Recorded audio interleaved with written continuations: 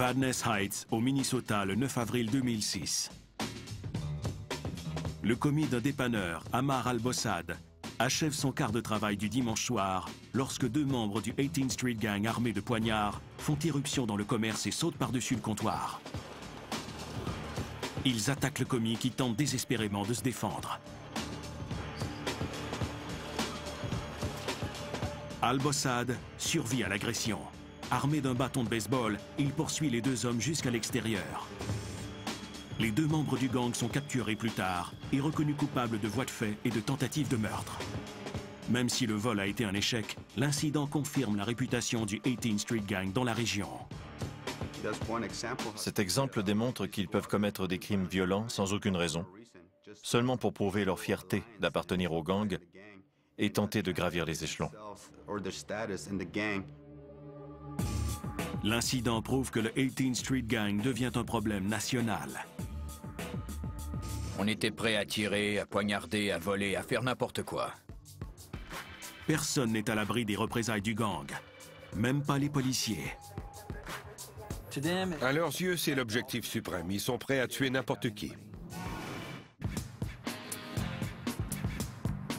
Dans le monde interlope de Los Angeles, le respect est d'une importance primordiale. Les membres du plus important gang de rue de la ville, le 18th Street Gang, arborent fièrement les symboles de leur gang. Ils portent le chiffre 18 sur leur chandail et leur tatouage, afin d'annoncer à tout le monde qu'ils détiennent le pouvoir. Ils enlèvent leur chemise et se pavanent en montrant leur symbole. Hé, regardez comme je suis fort et méchant, je suis un membre du 18th Street Gang. Personne n'ose s'en prendre à l'un d'eux, car si on le fait, 10 autres gars se portent aussitôt à sa défense. Jesse, qui a grandi près du secteur sud de Los Angeles, était à même de voir qui était respecté et qui ne l'était pas dans son quartier. Les membres des gangs marchaient la tête haute. Ils étaient les durs de l'école. Qui n'aurait pas aimé ressembler à un dur?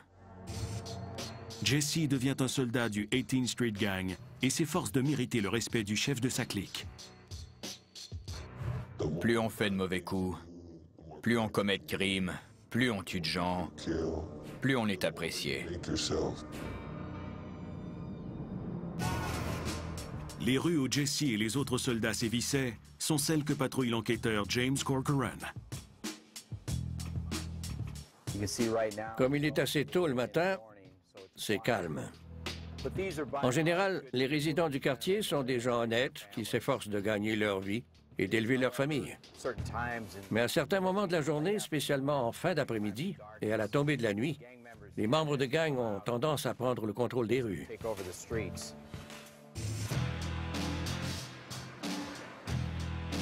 Les graffitis du 18th Street Gang se retrouvent partout. Des variantes du chiffre 18 sont les inscriptions qu'on voit le plus souvent. On peut voir 2 S pour Southside. Le chiffre romain 18 ici, puis ST pour Street. Il a déjà été biffé par un gang rival, ce qui peut annoncer des problèmes. On est actuellement à l'arrière du 500 Westlake, qui est une forteresse du 18th Street Gang. Ce secteur est contrôlé par le 18th Street Gang, en l'occurrence la clique CLCS, les Columbia Little Psychos. Comme vous pouvez le voir, il y a un B pour Barrio, une flèche pointée vers le bas pour revendiquer le quartier et aussi un 18. Les policiers ne connaissent que trop bien les moyens que les membres du 18th Street Gang sont prêts à utiliser pour se faire un nom et être respectés.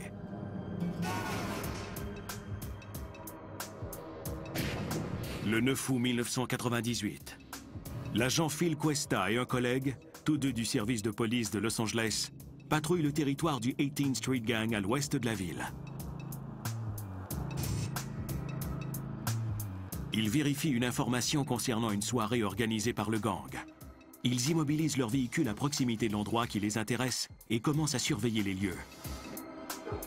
Occupés à surveiller la maison, ils ne remarquent pas qu'un homme s'approche derrière la voiture de patrouille.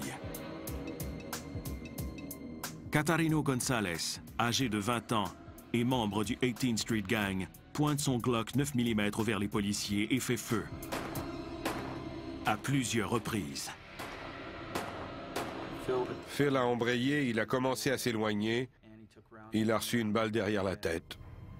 Et il est mort. Le collègue de Phil Cuesta n'est pas blessé. Gonzalez est arrêté plus tard et reconnu coupable de meurtre, mais n'expliquera jamais les raisons de son geste. On croit que Gonzalez avait déjà été arrêté par Cuesta et son collègue, et que c'était sa façon de riposter. Gonzalez devient un héros pour les autres membres de son gang. Ils lui rendent hommage tout en profitant de l'occasion pour narguer les policiers. 2 ans plus tard, à l'approche de l'anniversaire de la mort de Phil Cuesta, le 18th Street Gang a fait toutes sortes de graffitis pour montrer son mépris envers le service de police de Los Angeles. Pour eux, tuer un policier est l'objectif suprême.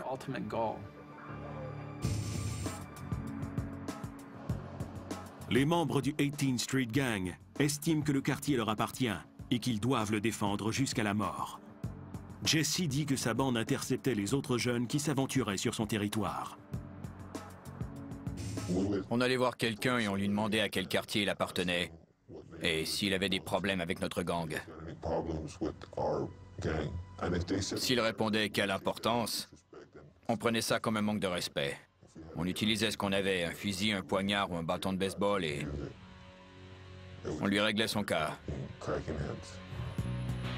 Pour Jesse, la violence est une façon de se faire respecter, mais il doit aussi rapporter de l'argent au gang. On était de bons voleurs de voitures. On avait 6 commandes par soir. Certains gangs sont réputés pour le commerce de la drogue, alors que nous, on gagnait de l'argent en volant des voitures. On dépensait ensuite cet argent en achetant des armes, la drogue, tout ce qu'on voulait. Jesse ne perd jamais de vue son objectif, qui est de s'élever au premier rang de sa bande.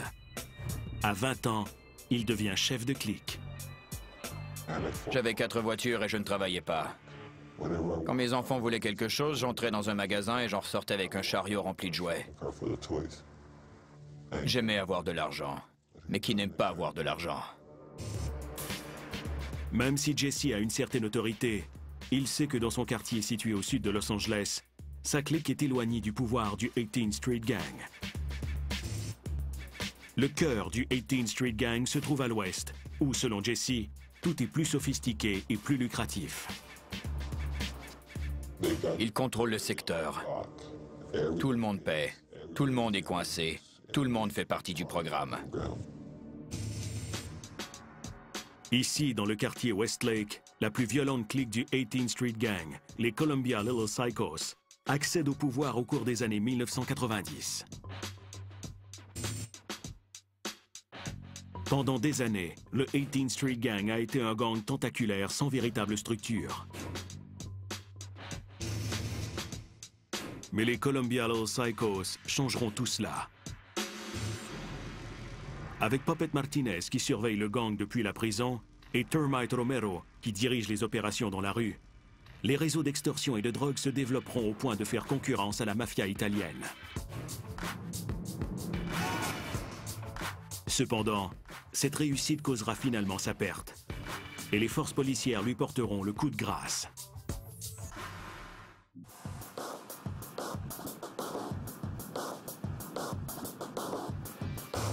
Au milieu des années 1990, le 18th Street Gang est devenu un vaste réseau criminel, plus puissant que tous ses rivaux de Los Angeles. Avec plus d'une vingtaine de cliques regroupées sous son autorité, cette coalition peu structurée contrôle en bonne partie le territoire de la drogue dans le comté de Los Angeles. Ils font tout ce qui peut leur rapporter de l'argent. Ils sont présents partout où il est possible d'obtenir de l'argent de façon illégale. Cependant, le gang n'a aucune direction générale. 2 membres en sont conscients et décident de porter le 18th Street Gang à un autre niveau. En 1992, Juan Termite Romero et Frank Puppet Martinez commencent à travailler ensemble pour améliorer le secteur ouest de Los Angeles. Termite Romero est un soldat prometteur dans une clique appelée les Columbia Little Psychos, ou CLCS, affiliée au 18th Street Gang. Puppet Martinez est un membre haut placé de la mafia mexicaine, un gang de prison qui contrôle également les activités des Little Psychos.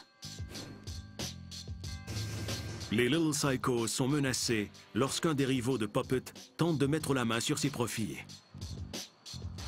Le rival de Puppet envoie un membre du 18th Street Gang, Carlos Truco Lopez, sur le territoire des Little Psychos pour s'emparer des profits réalisés dans la rue.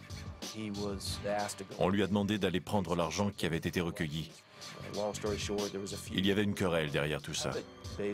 Et Puppet a dit, ça ne se passera pas comme ça. Le soir du 4 septembre 1994, Termite et un autre individu attendent l'arrivée de Truco dans cette rue étroite du quartier Westlake. Vers minuit, la voiture de Truco s'approche. Termite et son collègue pointent leur AK-47 en direction de la voiture. Truco et sa copine n'ont aucune chance de s'en tirer. Truco se baladait dans le quartier par une chaude soirée d'été et il est entré dans un passage très étroit. Les membres du gang avaient tout prévu et quand il s'est approché de la sortie, ils ont criblé sa camionnette de balles afin de garder l'usage exclusif de ce territoire. Puppet Martinez accorde une promotion à Termite pour son excellent travail. Il le nomme chef de clique des Little Psychos.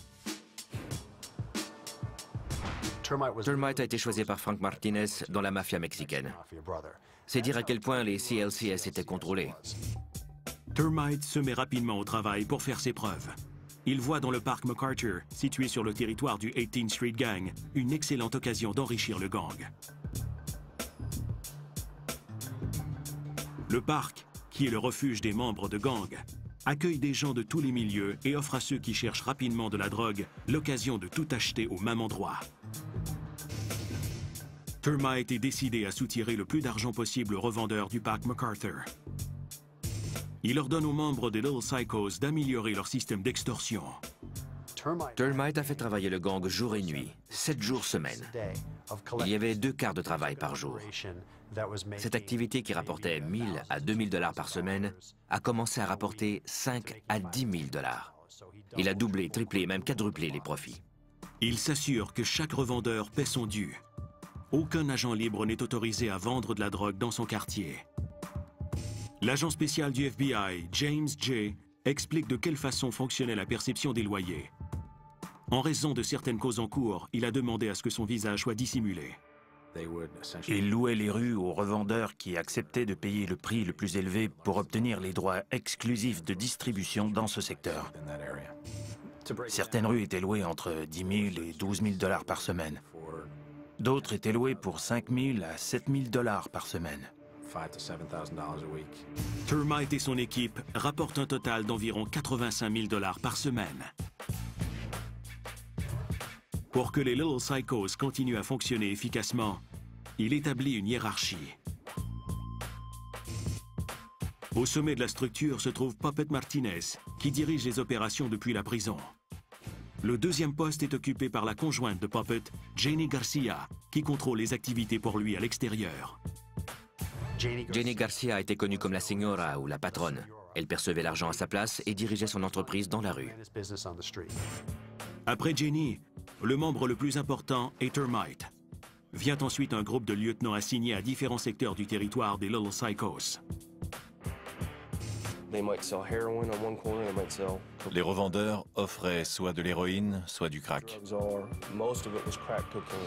La plupart du temps, c'était du crack. Les lieutenants surveillaient les coins de rue. Ils allaient dans les rues, ils trouvaient ceux qui vendaient de la drogue et leur soutiraient de l'argent. Seuls les lieutenants communiquent avec les soldats qui font le sale boulot pour le gang. Cela permet de tenir Puppet, sa conjointe et Termite à l'écart des forces policières. Et le gang ne manque pas de volontaires pour aller au front. La brigade des stupéfiants locale se manifestait régulièrement. Elle arrêtait 3, 4 ou 5 vendeurs de rue, mais le lendemain soir, il y en avait 4 autres pour les remplacer. En 1995, les Little Psychos se sont transformés en une entreprise criminelle sophistiquée. C'est une progression remarquable pour n'importe quelle clique du 18th Street Gang et un modèle à suivre pour les autres. Ils formaient une des cliques les plus importantes, les mieux organisées et les plus violentes du 18th Street Gang. Ils étaient responsables de nombreux actes de violence dans le quartier Westlake de Los Angeles. Mais leur succès attire sur eux une attention non désirée. Les autorités fédérales commencent à s'intéresser à Termite et à la clique du 18th Street Gang. On entendait parler des Columbia Little Psychos, de l'argent qu'il amassait et de la hiérarchie qui avait été établie. Termite a été trop efficace. Ces initiatives permettent au FBI de préparer peu à peu un dossier de criminalité organisée contre le gang. Les agents fédéraux surveillent de près des Little Psychos et enregistrent les conversations téléphoniques. Le 4 mars 1999, grâce aux informations recueillies, des agents du FBI effectuent une descente dans les maisons de Janie Garcia, de sa sœur et de sa mère. Dans ces maisons, ils ont découvert 3 cachettes remplies d'argent. Une qui contenait 450 000 $, une deuxième de 80 000 $ et une dernière de 9 000 $. Les 9 000 $ étaient apparemment un paiement que Termite avait laissé 2 ou 3 jours plus tôt. Les interventions policières sont le point de départ de la descente aux enfers de Termite. Dans les rangs des Little Psychos, la rumeur veut qu'un membre ait conclu une entente avec les agents fédéraux. Même si elle ne possède aucune preuve, Janie Garcia conclut que Termite est le traître.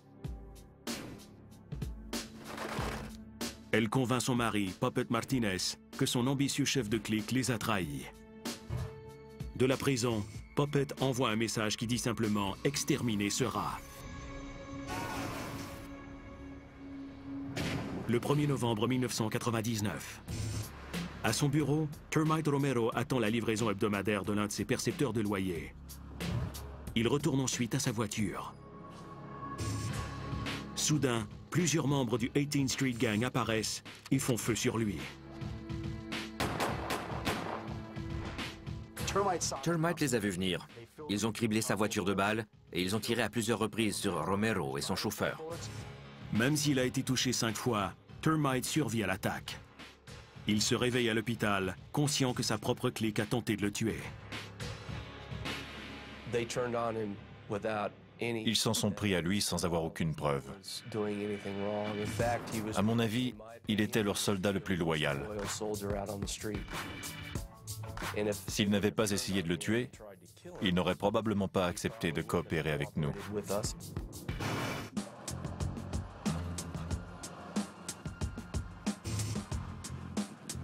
Novembre 1999.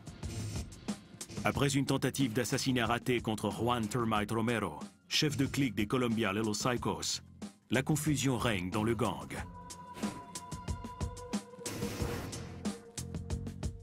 Les Little Psychos sont une entreprise criminelle sophistiquée qui rapporte des millions de dollars. Mais lorsque le gang s'est retrouvé dans la mire du FBI, les membres ont commencé à craindre qu'il y ait un traître parmi eux. Frank Puppet Martinez, un membre de la mafia mexicaine qui a aidé à diriger la clique du 18th Street Gang, a donné le feu vert pour l'exécution du chef de clique, Termite Romero.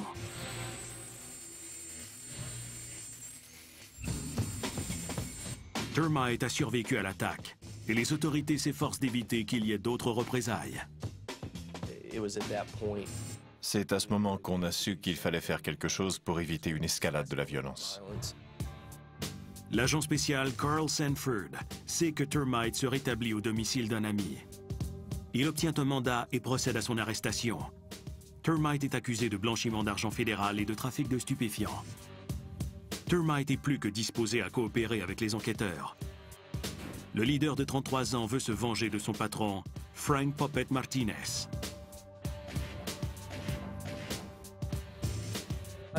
Il était blessé. Il avait été loyal à Frank. Il avait été un bon soldat pour Frank, mais parce qu'on avait décidé à tort qu'il était un traître, il a décidé de coopérer avec nous.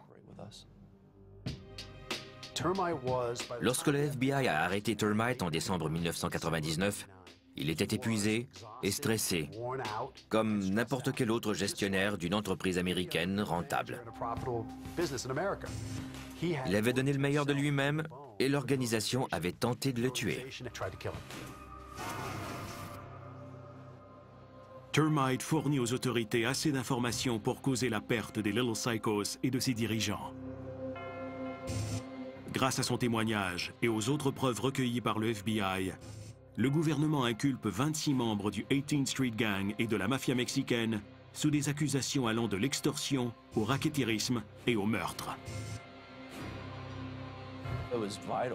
Il était crucial d'avoir quelqu'un qui connaissait le gang de l'intérieur. Non seulement quelqu'un de l'intérieur, mais un chef qui traitait à la fois avec des supérieurs et des subordonnés. Sa coopération a été inestimable. Finalement, 24 des 26 accusés sont condamnés. Plusieurs sont d'anciens membres de la clique de Termite. 2 d'entre eux sont toujours en fuite. Le juge a décidé que Termite méritait une sentence réduite. S'il a une bonne conduite en prison, il pourrait éventuellement être libéré. Les agents fédéraux ont réussi à démanteler une des cliques du 18th Street Gang.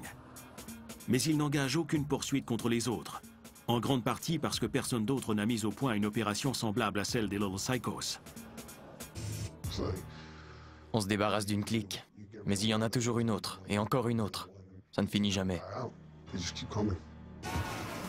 Aujourd'hui, le 18th Street Gang reste une coalition meurtrière de près d'une trentaine de cliques qui ne semble avoir aucune intention d'abandonner la partie. Le gang a même souligné l'arrivée du 21e siècle en inaugurant son site web officiel.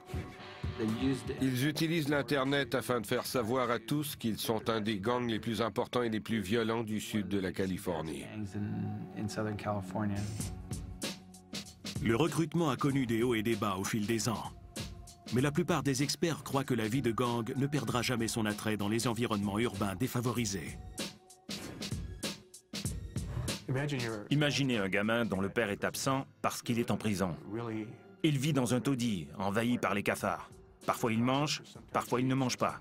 Arrive alors un membre du 18th Street Gang qui lui offre 300 $ par semaine simplement pour se tenir au coin de la rue et le prévenir si la police arrive. Comment peut-on dire à ce gamin de refuser? Comment peut-on rivaliser avec ça? Certains membres du 18th Street Gang se sont éloignés du gang et poursuivent leur route seuls. Jesse, le chef de clique du secteur sud, a décidé que la vie de gang n'en valait plus la peine. Lui et sa famille vivent désormais dans la clandestinité. J'ai réalisé pour la première fois que les activités de gang étaient des conneries quand j'ai été arrêté. J'ai alors compris que les gangs ne nous donnent rien. Quand on va en prison, ils ne s'occupent pas de nous. Comme membre d'un gang, on n'a aucune assurance, pas de programme de revenus supplémentaires, pas de régime de retraite. On n'en retire rien.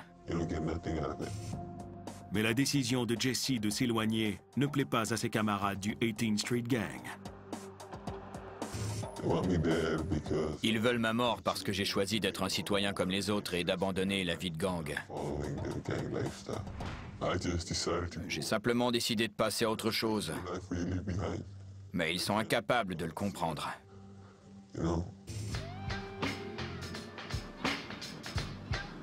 Jesse est aussi déterminé à se battre pour conserver sa nouvelle vie qu'il l'était lorsqu'il faisait partie du 18th Street Gang. Il ne fait pas mystère des mesures qu'il doit prendre pour protéger sa vie et celle de sa famille. On n'a aucun scrupule quand il s'agit de gens qui veulent nous tuer. On n'a aucune pitié. Si je meurs, mes parents vont être tristes. Si je meurs, mes enfants vont être tristes. Et qui s'occupera d'eux? Je n'aurai aucun remords à tuer des gens qui me placeraient dans ce genre de situation. Les membres de gang se renouvellent avec chaque génération. Mais la légende a immortalisé certaines personnalités marquantes du 18th Street Gang. Leurs noms sont inscrits sur ce mur et font partie de l'identité de la communauté. Environ la moitié des gens dont les noms sont sur ce mur ont été poursuivis en justice par le FBI et condamnés, ou ont été tués par d'autres gangs. Leurs histoires violentes et tragiques sont à l'image du 18th Street Gang et continueront à l'inspirer pendant longtemps. Puis le gang évoluera et la prochaine génération se taillera à son tour une place dans l'histoire.